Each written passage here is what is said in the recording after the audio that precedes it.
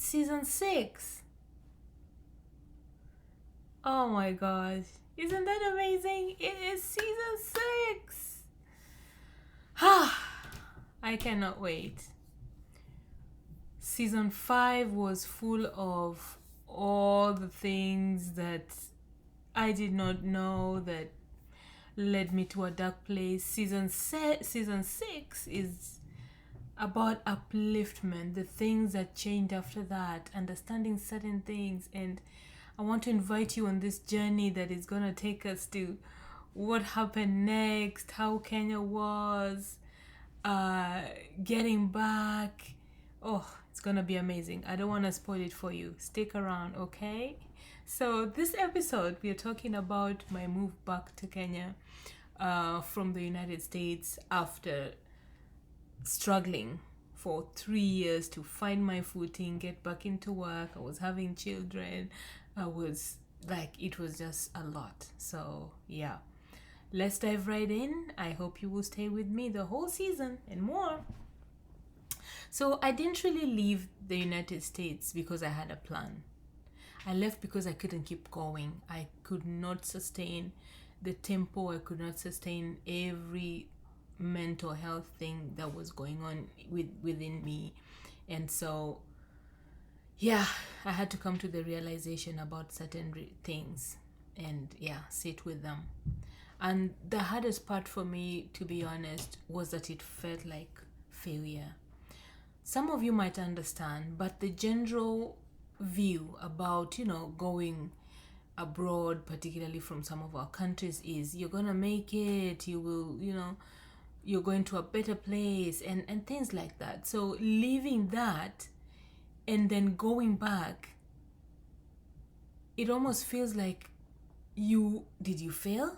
And that's what it felt like, because my life had not gotten to that point where I thought it should have been at. If you're new here, welcome. My name is Lydia, and I share real stories in the context of transition, because life is a constant change. But transition is really what happens within us as we go through all those changes within our lives. And if you're someone who doesn't just want to go through life in autopilot, but wants to understand yourself, grow intentionally, move through life with awareness, you're in the right place. I speak about this because I've lived through multiple transitions. I have moved countries a few times. I have rebuilt career, pivoted 3 or 4 times. I've navigated marriage, motherhood, identity shifts, and building something from the ground up while still figuring myself out. And I've really seen firsthand what happens when we go through life without awareness or the tools to understand what happens within us. It can cost you your clarity, your confidence, even your sense of self, like it did to me. But I've also seen on the other side what becomes possible when you move through transitions intentionally. And that's what we're doing here. So welcome. Back to the story.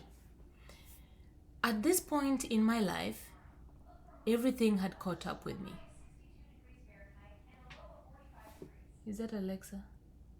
Jeez. Everything had caught up with me, and I was not okay. And I couldn't pretend anymore. So I made the decision that I never imagined I would make at all. I stepped away from my life in the United States and went back to Kenya. I didn't know it then, but that was a transition. Not forward, not upward, just necessary. And it didn't feel brave. It didn't feel like strategic, like, oh, I'm planning on 1, 2, 3 things. It felt like I was walking away from everything I had imagined, everything I thought I was building, and everything else that I thought the trajectory of my life would have been. And I kept asking myself, how did I get here? Why couldn't I handle it? Why does this feel harder for me than it seems for everyone else? That question alone can make you feel like you are the problem when you really are not. But something changed the moment I stepped out of that environment.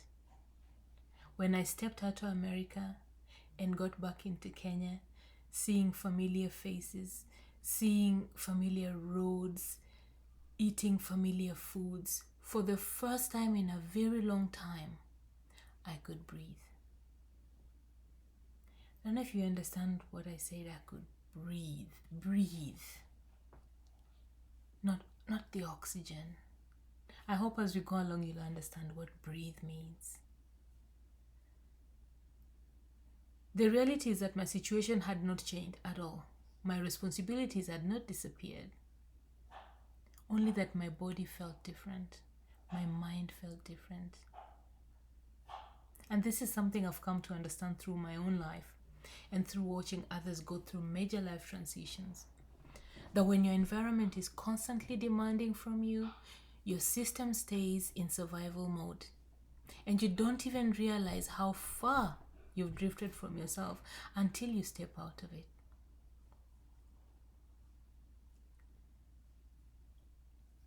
And something else I've also realized is that this was the beginning of grounding. I talk about the grounded transition.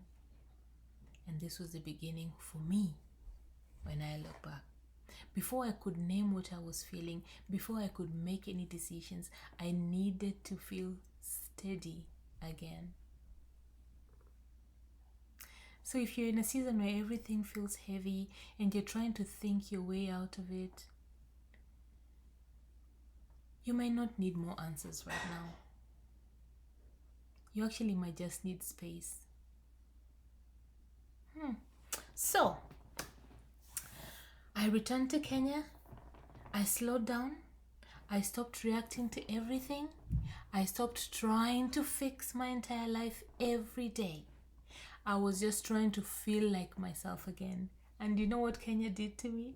It forced me to sit still. No movement. It forced me to parent like an actual parent, to rethink, to confront parts of myself I had outrun. And in that quiet, I started noticing something. What I was feeling was not random. This is what I did. At least there was some intention about where I was going to be in Kenya. I decided to go to Mombasa. For those of us who don't know, it's a coastal region in Kenya. A little bit, I don't want to say slow, but the pace is not as rigorous or as fast as where most of my life was spent, which is Nairobi or even Kisumu. I have my parents in Kisumu and I have lots of friends there, and most of my life was spent in Nairobi. My profession, I have like where I can fit in every day, that is Nairobi for you. But the pace of life is just so fast. And I thought about, if I go into this place, I don't know what this is going to be. I don't know if there's going to be any change. It almost felt like I would have come from America into another America. So I intentionally chose to go to the coastal region. Why? To isolate. You would think, oh, you're already isolated. Why are you isolating again? This was a different kind of isolation. You know, when you're trying to heal, you know, like when you look at, for example, a butterfly.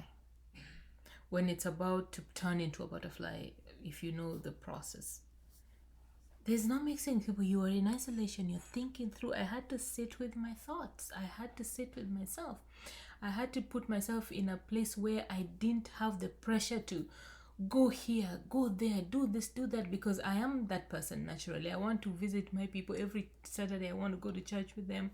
I want to see how they're doing. I want to go to this, like I'm someone in constant motion. So I needed an environment where I didn't know people, or if I knew, there were very few. And like there wouldn't be the need for me to host, which is something I also like very much, to host people constantly, to like immerse myself in the hustle and bustle again, if you know what I mean. So I had to find an environment where this was not going to be my norm, that I could afford myself quiet, intentional quiet. That is what Mombasa did for me. And I got myself a help. Remember, I was complaining about how it was hard to have two kids with no help. So in Mombasa, well, in Kenya generally, it is very affordable to get someone to support you in your house 24/7 help. So I got that in the house. And I got one family member to also come and live with us. At this point, the youngest is about 3 months, and the oldest plus 14 months. That's the difference in the age. So I have help. So my life is not constantly thinking about children. I can actually get out of the house without thinking how they're gonna be dressed, whether it's snowing, whether it's this. Like that now was not part of the calculation. I could easily get out, go to Nairobi if I wanted to.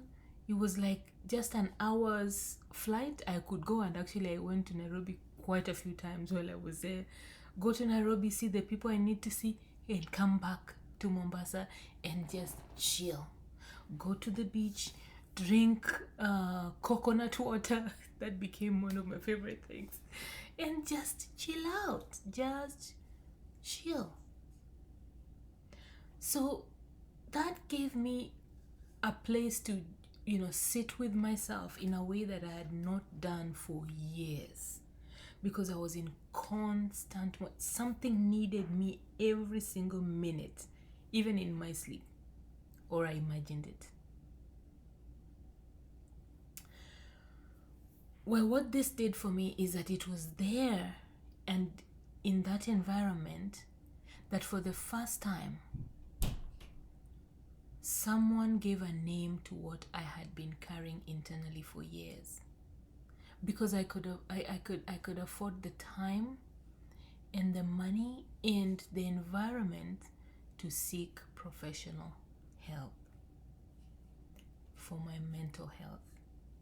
Even though that's not how I approached it in the beginning. It was not a mental health issue for me. It was just like I'm not feeling okay, but I couldn't place my hands on it. Finally, what I was feeling for years had a pattern, a reason, and eventually a name. What a realization. Well, my people, some transitions don't begin with clarity. They begin with interruption or disruption. That's the end of today's episode.